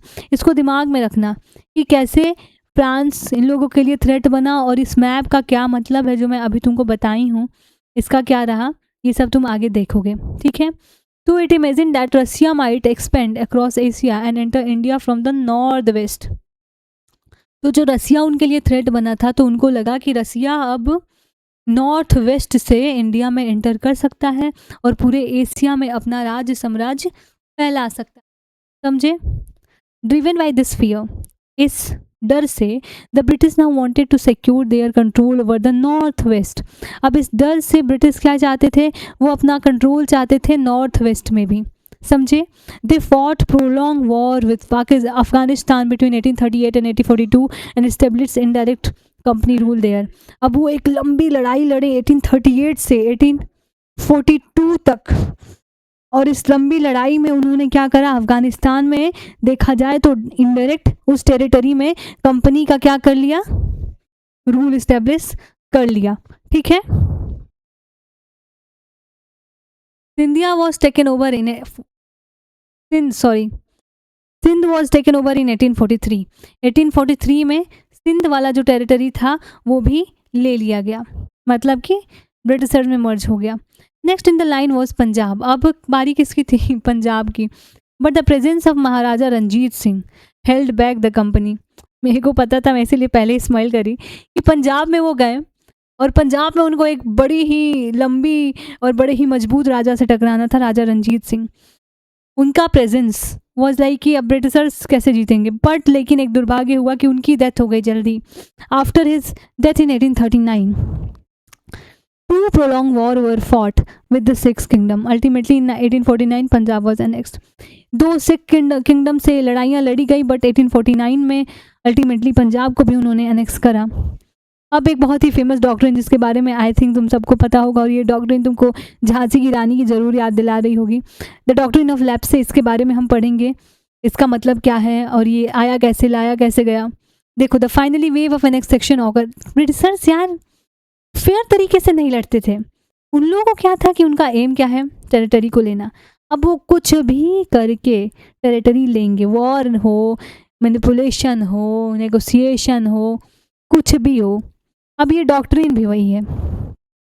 Under Lord Dalhousie, who was the Governor General from 1848 to 1856, he devised a policy that come to known as the Doctrine of Lapse.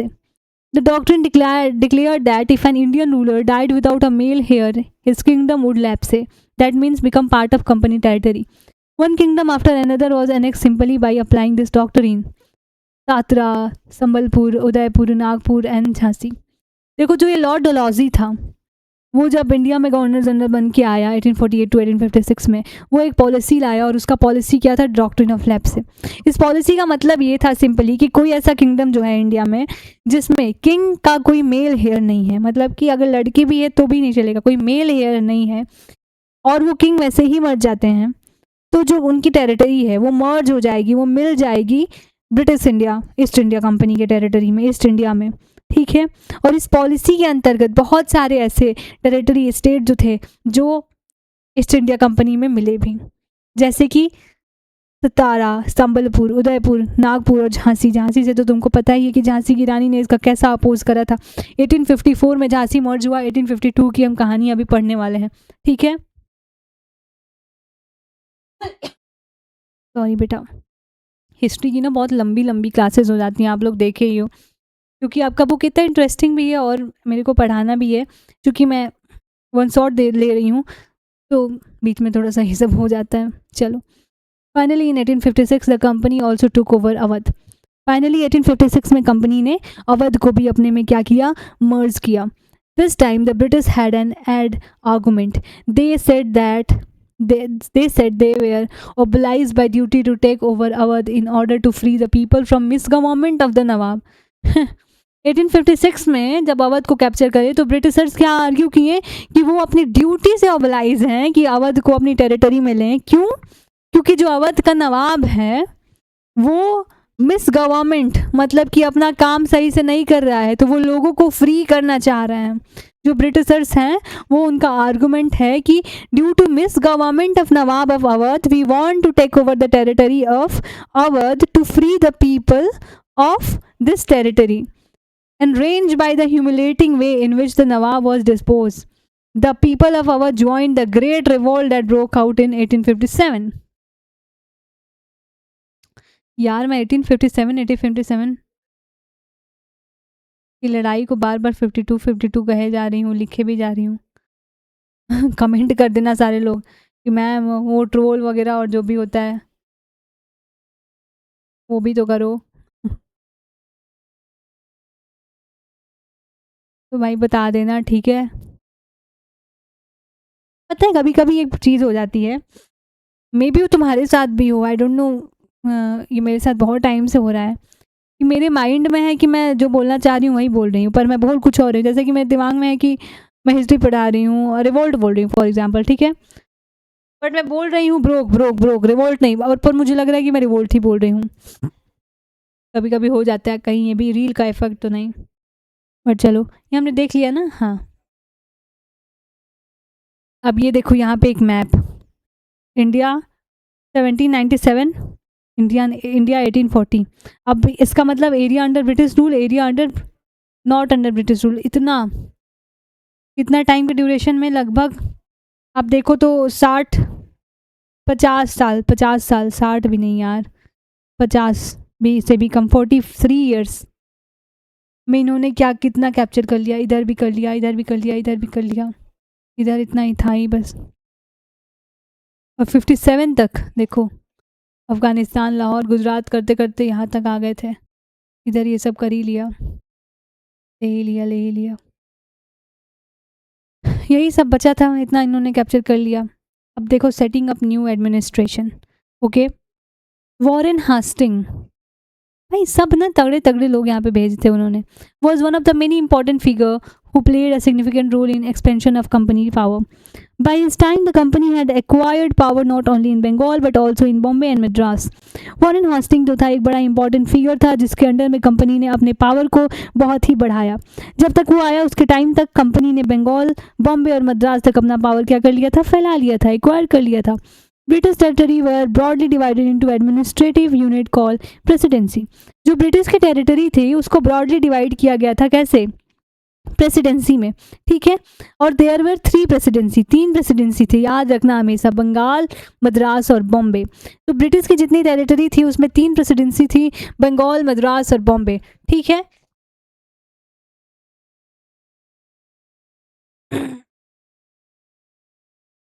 Sorry, each was ruled by governor general, और वो सारे कैसे रूल होते थे, governor general से। The supreme head of administration was the governor general, जो governor general था वो एडमिनिस्ट्रेशन का सुप्रीम हेड था, एडमिनिस्ट्रेशन का, याद रखना। और Warren Hastings the first governor general introduce several administrative reform notably in the sphere of justice. और जो पहले गवर्नर जनरल वॉरेन हास्टिंग थे, उन्होंने क्या किया, बहुत सारे एडमिनिस्ट्रेटिव रिफॉर्म को इंट्रोड्यूस कराया। कैसे कैसे एडमिनिस्ट्रेटिव रिफॉर्म को इंट्रोड्यूस कराया, let's see. From 1872 a new system of justice was establish. 1772 में एक नया जस्टिस का सिस्टम एस्टेब्लिश हो गया था कि इन्होंने कोर्ट को डिवाइड कर दिया था। हर एक district was divided to have 2 court. District में 2 कोर्ट होंगे, पहला क्रिमिनल कोर्ट और दूसरा सिविल कोर्ट। क्रिमिनल कोर्ट को कहते थे फौजदारी अदालत और सिविल कोर्ट को कहते थे दीवानी अदालत, ठीक है। क्रिमिनल कोर्ट क्या होता है बेटा, जिसमें क्रिमिनल मैटर जाए। क्रिमिनल मैटर मतलब कोई किसी को मार दिया, हर्ट कर दिया, चोट पहुंचा दिया, नुकसान कर दिया, ये सारे क्रिमिनल मैटर हैं। सिविल मैटर वो होते हैं जिसमें आपके डिस्प्यूट हो जमीन से लेके, या फिर जहाँ पे जो भी क्रिमिनल नहीं है वो सब सिविल में आ जाते हैं, सिंपली ये समझो, ठीक है। तो सिविल और क्रिमिनल में जो आपके जमीन वमीन के मामले आते हैं सब सिविल में आते हैं, क्रिमिनल मारपीट वारपीट, ठीक है। तो maulvi and Hindu pandit interpreted Indian law for the European district collector who presided over civil court.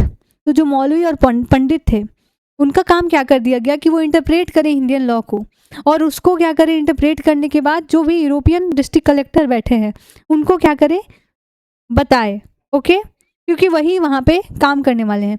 The criminal court were still under a qazi and mufti but under the supervision of collector. जो क्रिमिनल कोर्ट था वहाँ पे भी justice कौन थे, काजी और मुफ्ती ही थे, पर उससे भी ऊपर कौन था, कलेक्टर था। कलेक्टर क्या होता है, देखो एक डिफरेंस यार, पूछ के अब तो परेशान कर दिए लोग। कलेक्टर मतलब कलेक्ट करने वाला, क्या कलेक्ट, रेवेन्यू कलेक्ट करने वाला। अभी जो डीएम का काम होता है डिस्ट्रिक्ट में, डिस्ट्रिक्ट मजिस्ट्रेट और कलेक्टर में ये डिफरेंस होता है कि कलेक्टर क्या रेवेन्यू कलेक्ट करता है और ये क्या करता है, एडमिनिस्ट्रेशन संभालता है, ठीक है।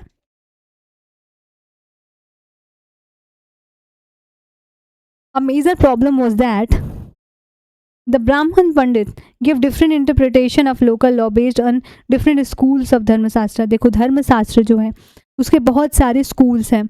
अभी यहाँ पे मैं तुमको बताऊँ, हमारे हिंदू लॉ का सोर्स क्या है बेटा, धर्मशास्त्र एक बहुत बड़ा सोर्स है। धर्मशास्त्र में हमारे बहुत सारे स्मृतिज आएंगे, जैसे कि मनुस्मृति है, ओके, याज्ञवल्क्य स्मृति है, गौतम स्मृति है, सब ने इन्होंने अपने लिखा हुआ है, ये हमारे धर्मशास्त्र हैं। तो धर्मशास्त्र के अलग अलग स्कूल हैं, तो जितने भी पंडित थे उनकी अपनी अपनी मान्यता, वो अपने अपने पे विश्वास रखते थे, अलग तरीके से इंटरप्रेट करते थे। तब इन सब को क्या करना था, यूनिफॉर्म लाना था। तो in 1775 11 pandit were asked to compile a digest of Hindu law. 1775 में 11 पंडितों का एक ग्रुप बनाया गया और उनको क्या कहा गया, बोला गया कि वो कंपाइल करें, एक डाइजेस्ट बनाए हिंदू लॉज के ऊपर, ठीक है। The NB Halhed translated this into English. और ये जो पंडित हैं NB हलहेड, उनको अपॉइंट किया गया कि आप इनको इंग्लिश में ट्रांसलेट करो। By 1778 a code of Muslim law were also compiled for the benefit of European जज। 1778 में क्या किया गया कि जो मुस्लिम कोड थे, मुस्लिम लॉ थे, मुस्लिम पर्सनल लॉ थे, उनको भी कंपाइल किया गया यूरोपियन जजेस के बेनिफिट के लिए, क्योंकि वो समझेंगे कैसे जो जज यहाँ पे बैठा है उसको न्याय देना है, वो कैसे न्याय देगा जब यहाँ का लॉ, यहाँ का रूल, यहाँ का तौर तरीका ही नहीं पता है, यहाँ का कस्टम ही नहीं पता है। So under the regulating act 1773 a new supreme court was established while a company court of appeal, the Sadar Nizamat Adalat was also set up at Kolkata. और 1773 में क्या हुआ, सुप्रीम कोर्ट को इस्टेब्लिश किया गया, कहाँ पे सुप्रीम कोर्ट इस्टेब्लिश हुआ कलकत्ता, और फिर एक सदर निज़ामत अदालत भी सेटअप हुआ, okay. The principal figure is an Indian district was the collector. देखो जैसे कि देश का राजा प्राइम मिनिस्टर को कहते हैं, सीएम है स्टेट में, एक डिस्ट्रिक्ट को कहते हैं डिस्ट्रिक्ट मजिस्ट्रेट। जो कलेक्टर है वो क्या था, फेमस फिगर था। As the title suggest his main job was to collect revenue and taxes and maintain law and order in his district with the help of जज, पुलिस ऑफिसर एंड दरोगास। तो उसका काम क्या था कलेक्टर का, कि revenue collect करे, law and order maintain करके रखे डिस्ट्रिक्ट में, किसकी मदद से, जज की मदद से, पुलिस ऑफिसर की मदद से और दरोगा की मदद से। His office the collectorate become the new centre of power and protagonists that steadily replace previous holder of authority. उसका जो ऑफिस था कलेक्टरेट, वो क्या बन गया, पावर का एक नया सेंटर बन गया। ये अब लोग को देखने लगा कि यहाँ पे अथॉरिटी रहती है, यहाँ पे पावर है इसके पास, ठीक है। अब नया हम देखते हैं company army. Colonial rule in India brought in some new idea of administration and reform, but its power rested on its military strength. देखो जो कॉलोनियल रूल था इंडिया में, वो क्या नया आइडिया लेके आया एडमिनिस्ट्रेशन का, एडमिनिस्ट्रेशन में रिफॉर्म भी लाया, ठीक है, बट उसका पावर कहाँ था, मिलिट्री स्ट्रेंथ में था, आर्मी में था। The Mughal army was mainly composed of cavalry, मतलब कि सवार, train soldier on the horse back.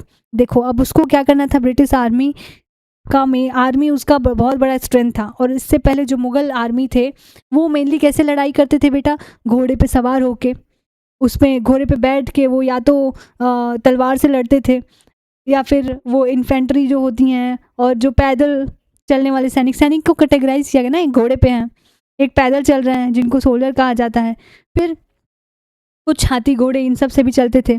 They were given training in archery, तीरंदाजी and the use of sword, वो तलवार की ट्रेनिंग लेते थे और धनुष की ट्रेनिंग लेते थे। The cavalry dominated the army and the Mughal state did not feel the need to have a large professionally trained infantry. अब जो थे, जो घुड़सवार थे, वो बहुत डोमिनेट करके रखे थे और मुगल आर्मी को कभी ऐसा फील नहीं हुआ कि वो प्रोफेशनली ट्रेन मिलिट्री को रखे, ठीक है। The rural areas had a large number of armed peasants and the local जमींदार often supplied the Mughals with पैदल soldier. जो पीजेंट लोग थे वो भी क्या करते थे कि आर्मी में एक योगदान करते थे, एक अच्छा लाइक इम्पॉर्टेंट रोल प्ले करते थे। लोकल जमींदार वो भी सप्लाई करते थे मुगल को पैदल सोल्जर्स जो पैदल थे ना, घुड़सवार नहीं थे। जो जमींदार लोग हैं वो सप्लाई करने में काम आते थे, ठीक है, वो सप्लाई करते थे लोगों से, लोकल किसानों को, ठीक है, आर्मी में ज्वाइन होने के लिए। A change occur in 18th century, ये था सीन मुगल टाइम में, ठीक है, कि कैसे कैसे वहाँ पे आर्मी है, पैदल है, घोड़े से हैं, और जो लोकल फार्मर हैं वो भी आर्मी को ज्वाइन कर रहे हैं। अब एक चेंज आया 18th सेंचुरी में, ठीक है, जब Mughal successor states like Awadh and Banaras start recruiting peasant into their army and training them as professional soldiers. ये चेंज क्या आया, जब अवध में, बनारस में, इन सब में किसानों का रिक्रूटमेंट होने लगा आर्मी में और उनको प्रोफेशनल ट्रेनिंग दी जाने लगी। The East India Company adopted the same method when it began recruitment for its own army which come to be known as the sepoy army from the Indian word sipahi meaning soldier. अब इनको देख के British भी यही काम करना start कर दिए, वो भी लोकल पीजेंट को लिए अपने में और उनको ट्रेनिंग दी है, ठीक है, और वो उनको क्या बोलने लगे, स्पॉय आर्मी, जिसका मतलब होता है सिपाही या फिर सैनिक। As warfare technology change from 1820 the cavalry requirement of the company army decline. जैसे कि वॉरफेयर टेक्नोलॉजी चेंज हुआ, ये रिक्वायरमेंट क्या होने लगा, कम होने लगा। This is because of the British empire was fighting in Burma, Afghanistan and Egypt where soldiers were arm with muskets and the matchlock. ये क्या होता है बेटा, मस्केट एंड द मैचलॉक, ये एक हैवी गन होते हैं और this is an early type of gun in which the powder was ignited by match. तो अब जब टेक्नोलॉजी देखें ब्रिटिशर्स कि अफगानिस्तान में, इजिप्ट में, उधर तो ये बंदूक यूज़ कर रहे हैं, the soldier of the company army had to keep pace with the changing military requirement and its infantry now become more important. तो अब ब्रिटिशर क्या सोचे कि हमें भी नई टेक्नोलॉजी को रेस में रहने के लिए, अपना पेस, अपना लेकिन स्पीड बनाए रखने के लिए हमें इस चेंजेस को लाना ज़रूरी है। तो यहाँ पे तुम समझे कि कैसे अब ब्रिटिशर्स आर्मी में चेंज लाने का सोच रहे हैं, मतलब कि गन वगैरह इंट्रोड्यूस करने का सोच रहे हैं, क्योंकि उन्होंने पहले लड़ाई लड़ चुका था अफगानिस्तान में, इजिप्ट में, और वहाँ पे लोग यूज़ कर रहे थे आपके मैचलॉक और muskets. In the early 19th century the British began to develop a uniform military culture. ठीक है, 19th सेंचुरी में ब्रिटिश ने क्या किया, एक यूनिफॉर्म मिलिट्री कल्चर बनाना शुरू कर दिया। Soldiers were increasingly subjugated to European style training, drill and discipline that regulated their life for more than before।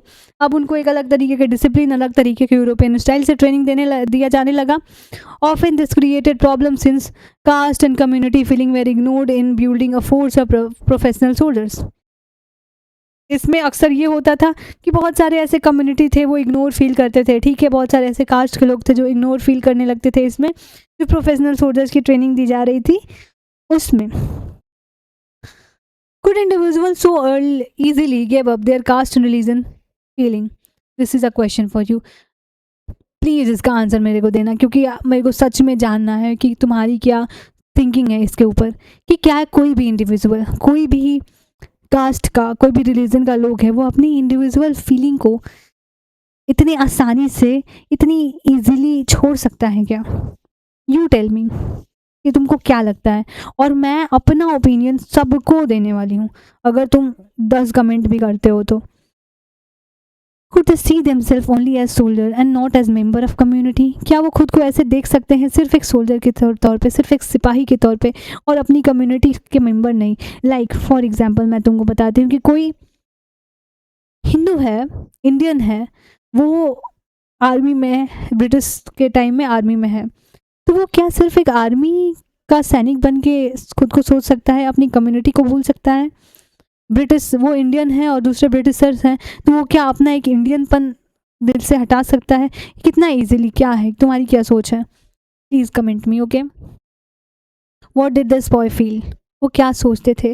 How did they react to change in their life and their identity, that is their sense of who they were? वो कैसे अपनी identity को, life को change कर सकते थे कि वो क्या थे? The revolt of 1857 give us a glimpse into the world of this boy.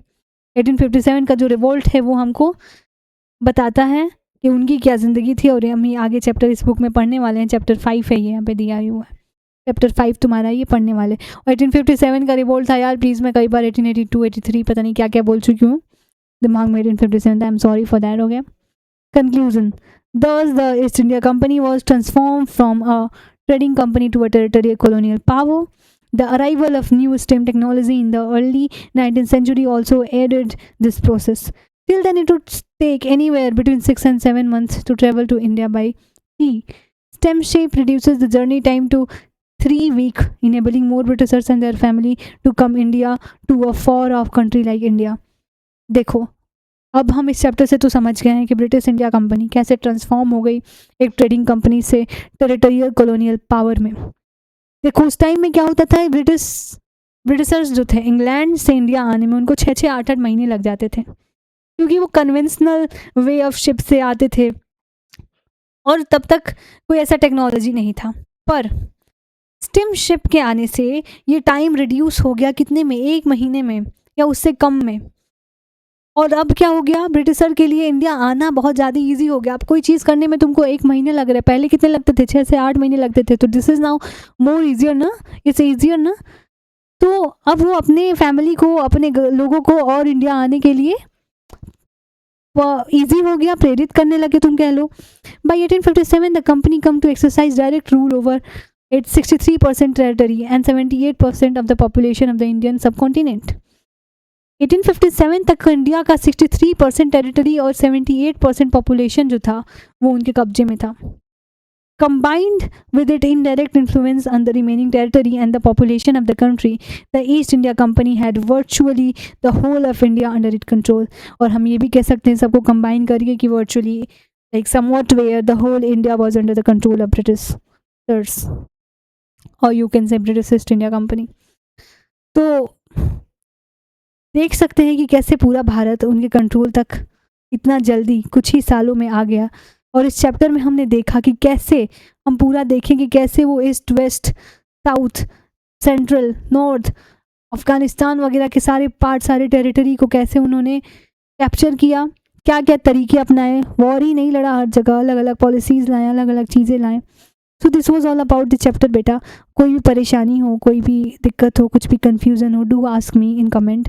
अगर तुमको अच्छा लगा तो प्लीज़ लाइक करो, अगर तुमको बुरा लगा तो भी मेरे को बताओ कि क्या इसमें मैं चेंजेस ला सकती हूँ, किस तरीके से अच्छे से तुमको समझा सकती हूँ, क्योंकि देखो हर लोगों का समझने का अपना अलग तरीका होता है।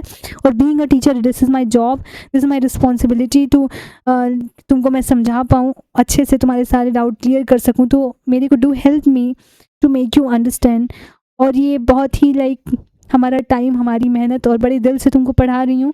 तो मेरे काम को अप्रिसिएट करने के लिए do comment. I am not telling you subscribe और दिस और दैट, अगर तुमको लगेगा तो तुम करोगे ही।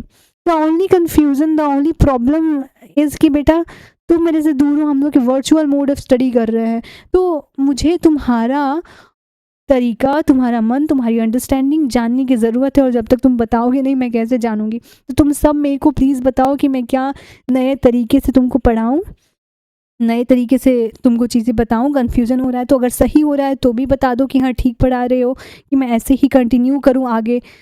तो अब तुम समझ रहे हो ना what I am telling you बेटा। चलो फिर, this was your chapter from trade to territory. Next हम आगे पढ़ने वाले हैं। तो तब तक keep studying, keep smiling, bye.